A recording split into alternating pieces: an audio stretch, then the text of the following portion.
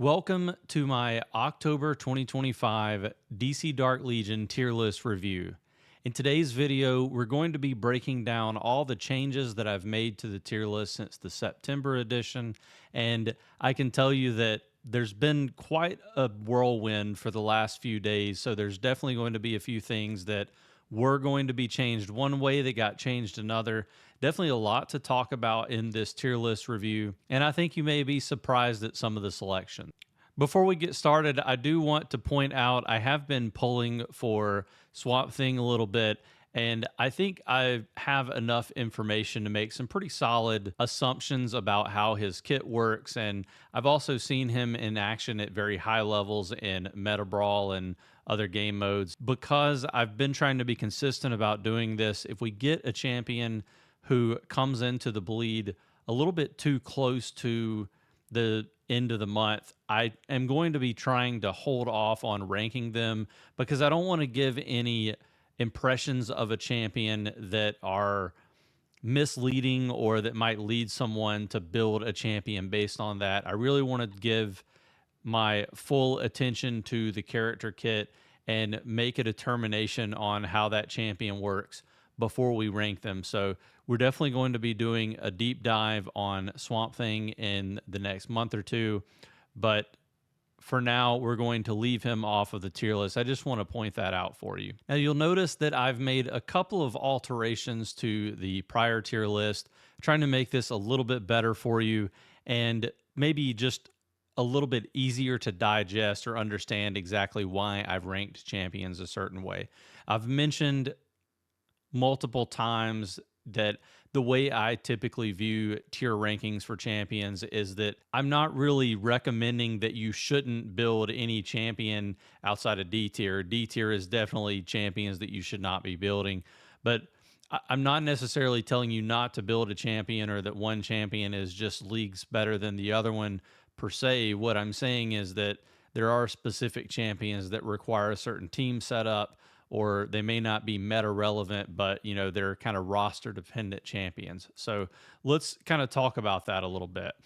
S tier and A plus tier, these are champions that are must build for the team that you're going for. So if you're going for Justice League Dark, if you see a champion that's in S tier or A plus tier, it's a champion that is required for that team to work. Similar for pretty much any of the other champions. And obviously there are caveats to that, but the idea is that if a champion is S tier or A plus tier, they're probably either a win condition for that team or they're a support that you won't be able to make that team work if you don't have them. Now, the next tier, A tier, is meta relevant, and those are champions that kind of fit that same bill for the S tier or A plus tier, but there's something holding them back. Maybe they are just incredibly good at meta brawl, and that's kind of the only thing that they have going for them. Or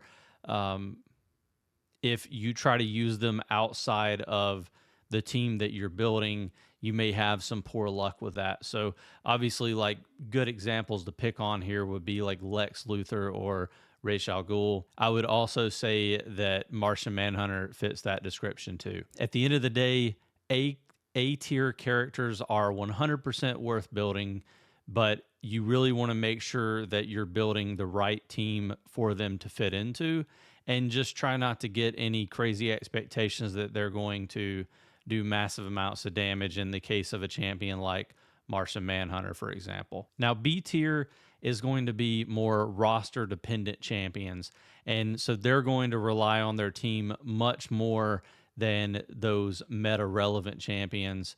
And so you have champions like Aquaman, who he is going to be incredibly useful in a Justice League lineup, for example. There are other probably use cases for him, especially in Training Simulator, where you can get a lot of mileage out of this champion. But a lot of these that are in here, they really do require specific setups. Two-Face is another example where he really requires an Arkham team to get the most use out of him. So the next ranking is C tier, and I've listed C tier as the niche tier. So niche can mean multiple things. In the case of a champion like Adam or Stargirl. You have champions that are going to be used for very specific fights or a specific purpose. For example, with Adam, if you need to be able to stun so that you can get your win condition to take one extra ultimate or something like that, very important to have Adam. He's really, really good in Training Simulator, and he's also seen a lot of usefulness in Meta Brawl at certain levels or with certain team comps. Obviously, Stargirl is really good at the Drowned, and that's pretty much the only thing she has going for her. But you also have niche picks like Killer Croc, who can go really well with a Legion of Doom team when you're first building an account. Or the same thing would go for Black Adam. Really, he can be used in any lineup whenever you're first starting out. If you pull him, he's incredibly useful. So, kind of niche picks that are usable at specific things in the game or very early on in your playthrough that kind of fall off over time. And then we have D tier, which is just bad champions that you definitely shouldn't build right now. Not saying that they're not going to be relevant in the future, but they're definitely going to require changes to either their own kits or new champions coming into the game that they can play off of that will make them better. I think a champion like Deadshot or Arsenal, both of those are going to be ones that I'm looking at to see what they're capable of when we get outsiders for Arsenal or when we get more Suicide Squad members for Deadshot. So again, even D tier isn't necessarily never build these champions ever. It's just there's no reason today for you to be building those champions. So with that out of the way, we're going to do a run through of all the champions that are either new champions that have gone up in rank or down in rank. And then there are a few champions that I've added some of these PvP and PvE designations to. So we're going to talk through those as well. I'm going to skip a lot of champions on here. If you're not familiar with my tier list setup, I used to cover pretty much every champion. I would go through all of them on the tier list, and it just spent a lot of time going through the same thing month to month. I really want to make sure that I am providing additional value in talking through some of the champions that have changed around. If you're trying to get information on some of these champions that I don't talk about, chances are I've covered them in a prior tier list, so you may have to go back 2 or 3 to be able to get there. I'll probably do kind of like an end of year tier list where I definitely break down everything or all champions one by one.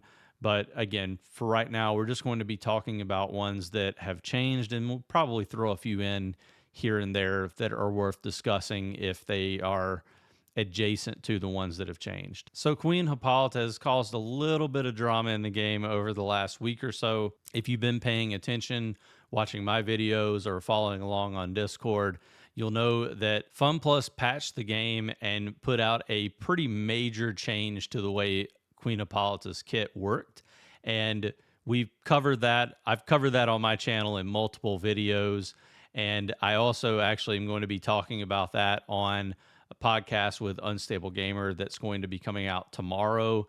We talked about that before the reversal happened, but pretty much 24 hours after the kit was changed, there was a complete reversal. And over the weekend, they patched in the fix to bring her kit back to where it was before.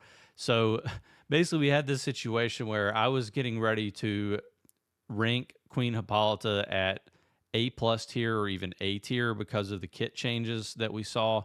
And then I was going to be telling you that she was very free-to-play friendly, and all of a sudden they did the reversal. So now we are back to Queen Hippolyta being in S tier, and I think that she's going to remain there for quite a while. Her kit, the way it was and the way it is now, is incredibly useful at high stars, and she basically makes a lot of Meta Brawl team comps viable that wouldn't have been viable otherwise because of her shield mechanics. Very interesting and unique kit that's been created. We kind of call her Dr. Fate 2.0, and she really does live up to that name. She's able to provide a lot of different shields, not only to herself, but also to her teammates, and she's able to do a lot of damage reduction as well. So incredible champion, 100% worth investing in whenever she comes to your server, but you want to make sure that you're either going for Amazons or you have a specific meta brawl team comp that she will work well with. Otherwise, just know that she is incredibly, I would say high investment, because you do need her unique legacy piece to get the kit to work the way it should. But I have heard some people say that she does really well at blue stars still. I know people were upset, especially non-spenders, that they took away the instant ult for that you could basically get on her at 0 stars when they reverted the kit back. But I still think for non-spenders and light spenders, she's worth building and you can get a lot of use out of her. And the other champion that we changed in S tier, we brought Superboy into S tier. This is a champion that I was kind of borderline on when I first debuted him into the tier list, and he's definitely risen up the ranks, and he's earned that because Superboy really can be used as a supporter champion in pretty much any lineup you can think of. If there's a champion that does really well by being given extra attack, and you should always have a win condition damage dealer in your team, then Superboy can be used there. Obviously, he does pair best with Supergirl, so keep that in mind if you're pulling for him, that at some point down the road, especially for non-spenders who can't pull Supergirl to a high enough level, you're always going to have Superboy there that you can throw into combat cycle lineups or meta brawl lineups, even training sim. He's going to have some usefulness there. Just an incredible supporter champion. He gets a slight edge over Zatanna, but we're going to talk about Zatanna in a second. And they kind of both fit that same niche, but Superboy does it just a little bit better, in my opinion. Now, I brought you guys a video talking about the updates that happened kind of in our sleep over the weekend. And there was an interesting update for Joker. So I just want to point out that Joker, I'm not moving up or down in the tier list. I don't think that the change really did much to move him or make his kit different or cause him to do damage in a specific game mode that he wasn't doing before. Still incredibly useful in combat cycle, but they changed his legacy weapon to where the enemy will take higher damage rather than bolstering Joker's attack. And we think that that's going to make it considerably easier for your team to do more damage in combat cycle. We've already seen that happen, and it's kind of bonkers how much damage Joker can do in combat cycle now. But he still isn't that great in other game modes, in particular PvP. So for that reason, leaving him in A+ tier, but still incredible champion. And as I mentioned last time we talked about this, added the PvE designation, which means that for PvE game modes, especially combat cycle, he is an S tier champion still. So Zatanna is a champion that I've kind of grappled with moving her up and down in the rankings. I've felt like she was A+ tier for a long time, kind of moved her down to A tier just to make room for some other supporter champions that have come into the game. But, as the meta kind of settles a little bit, pretty obvious that Zatanna is incredibly useful in Justice League Dark lineups in particular. I don't think she rises to the level of an S tier champion because you don't see her played a lot in non-Justice League Dark teams. But especially with Swamp Thing coming into the game, I definitely think you can make a pretty good case for Zatanna being in A+ tier and being a must build for the team. You kind of have to have Zatanna in your lineup for a Constantine build to work the way it should. I mentioned in a prior video that I was gearing up to make some adjustments to the damage dealer portion of the tier list, and I made the decision to move Ra's al Ghul into A tier. I also dropped Green Arrow down into B tier, and we'll talk about him in a moment. But I just feel like, especially with the Queen Hippolyta changes that happened and that were reverted, just knowing how her kit works and knowing that Ra's al Ghul can shut down the Legion of Doom lineups that we see running rampant in Meta Brawl, I made the decision to move Raish Al Ghul up into A tier. And I think with that PvP designation, he's actually an A plus tier champion, specifically for Meta Brawl. So definitely a great champion to invest in if you care about Meta Brawl at a high level. But he's definitely whale food. So, be mindful of that. I don't think that you should be going off and building Raish Al Ghul unless you just really love League of Assassins. I think there are other champions that you can build that are going to give you more mileage in multiple game modes. Another champion that saw change on the damage dealer side of things is Lex Luthor. And while he didn't see a change up to A plus tier, I did go ahead and give him the PvP designation.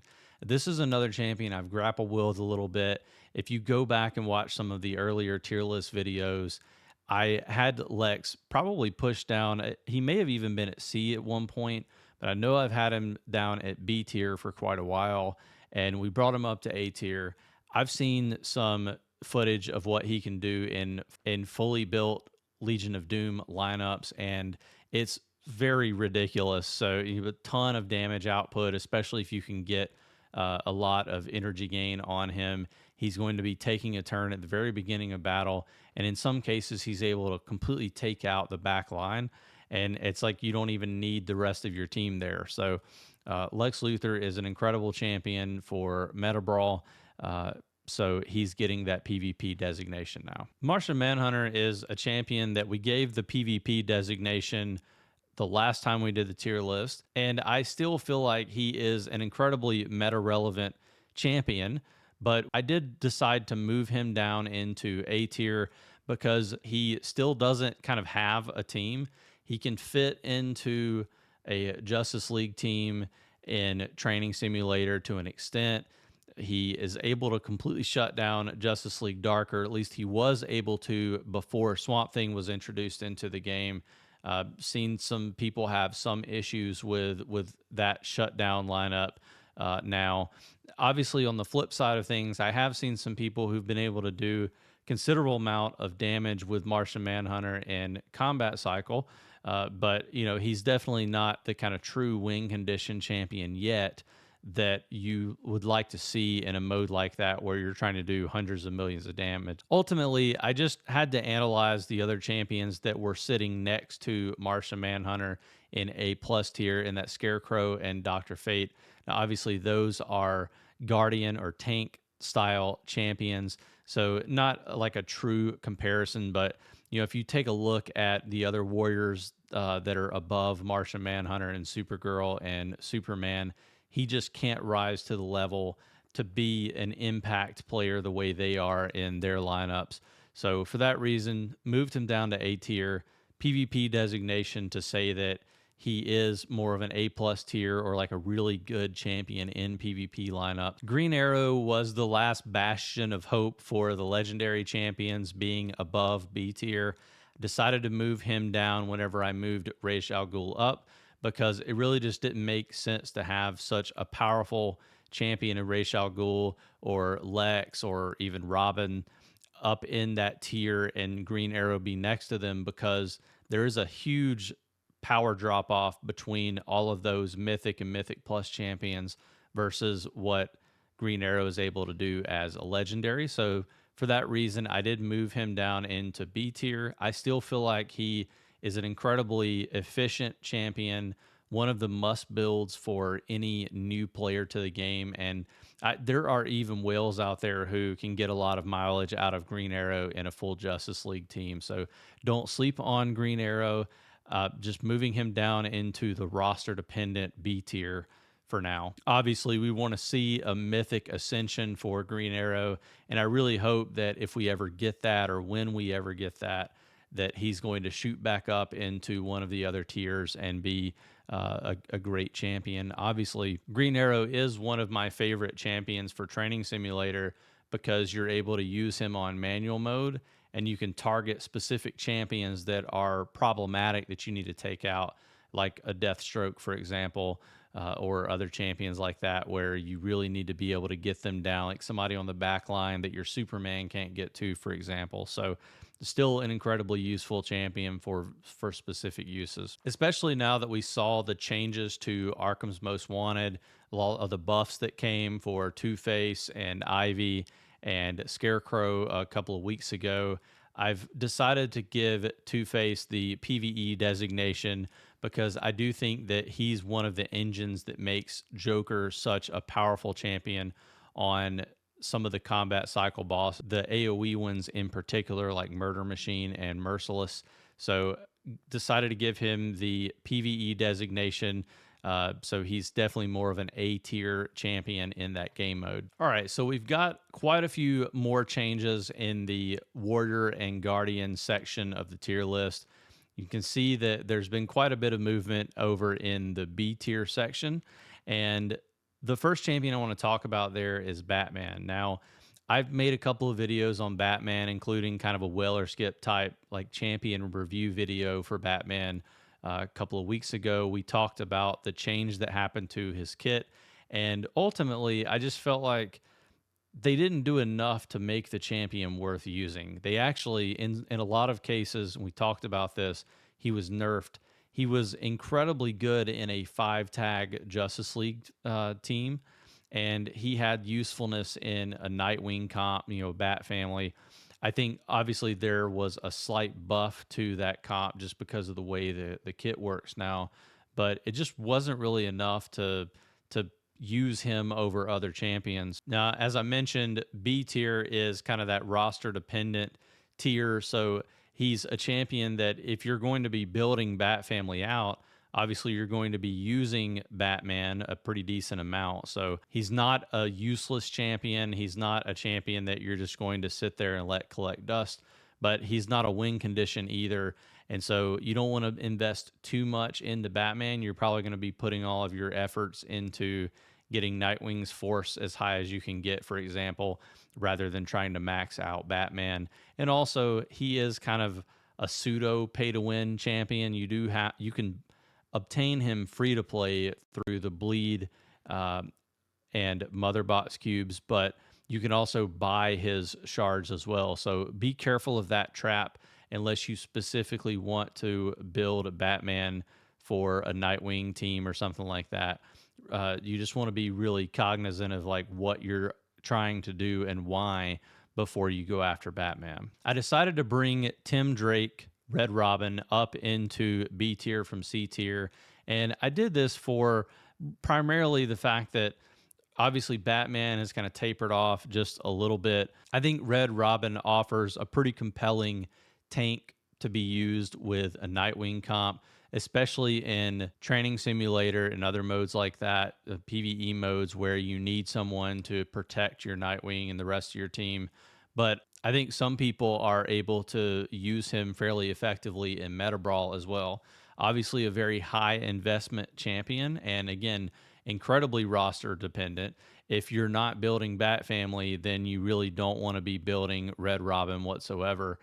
But just because he does have that Teen Titans tag as well, he's going to get that synergy with Starfire, and that's going to make it a lot easier to slot her into your lineup. And you really want to be trying to get both the Bat Family and Teen Titans tags for your Nightwing to try to ramp his crit rate and crit damage up. I know this one is going to be a little bit divisive.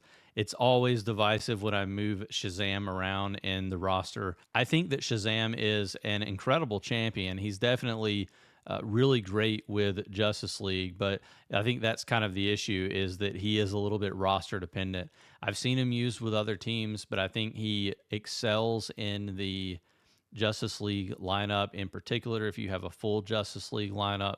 I've talked in the past about kind of the basic early on setup that you would be trying to employ, is especially if you are a spender, where you have Superman, Shazam, Flash, Aquaman, and Green Lantern, and it's kind of a hyper carry for Superman. Really great setup there. And there are other use cases for Shazam. Really like him in PvP just because of his taunt and his revive, but just not a champion that I feel like is meta relevant per se. There's just a lot of other champions that are out there that are getting used much more frequently in Meta Brawl and Combat Cycle is not even a place that you're going to think about using a champion like Shazam. Cyborg is a champion that gets used in a lot of game modes now, especially if you have a Nightwing adjacent roster. Seeing him used a lot in Combat Cycle for sure, but you'll also see him every now and then in a Meta Brawl comp. Nevertheless, he's kind of been sitting in B tier for quite a while in my tier list, and I decided to give him the PvE designation because I do think that, again, in specific lineups, he's really, really good in Combat Cycle at helping you to ramp damage. And the higher you get his star levels, the better he's going to be at doing that with his ultimate. Well, that's going to wrap things up for this tier list review. I always enjoy going through the champions and talking about the changes and reasoning for why I've moved a champion up or down. I hope that you appreciate this and you find it beneficial. If you'd like a copy of this tier list, it should be on my website within the next 4 to 5 days. I'm also going to be posting it on my Discord, and it'll also be on the official Discord if you'd like to grab it that way. But if you found this video helpful, make sure that you like the video and subscribe to the channel. I try to put out 3 to 4 DC Dark Legion videos every week. And if not, I hope to see you on the next video.